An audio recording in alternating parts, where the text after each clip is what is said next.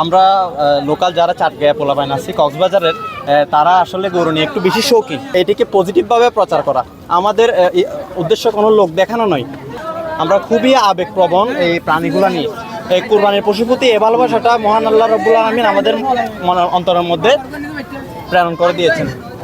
এই আয়োজনটা আসলে গত 1 মাস ব্যাপী আমরা সবাই মিলে আলোচনা করে এই আয়োজনের ব্যাপারে আমরা কনফার্ম করি এবং আলহামদুলিল্লাহ আমরা সবার কাছে গিয়ে প্রশ্ন করি যে এরকম আয়োজন করাটা কি আসলে যৌক্তিক হবে কিনা, মানে কোনো ঝামেলা হবে কিনা বা আমরা কি ভুল করছি কিনা।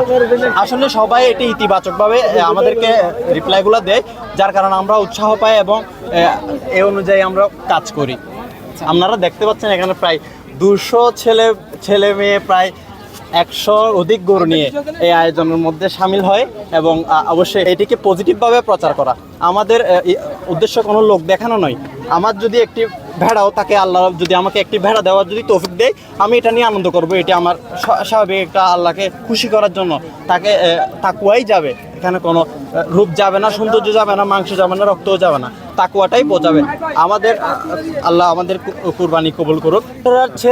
ছেলেরা খুবই একতার সাথে কাজ করে। এই একতাকে প্রমাণ করার জন্য আসলে এরকম কিছু আয়োজন আমরা করে থাকি প্রতি বছরে।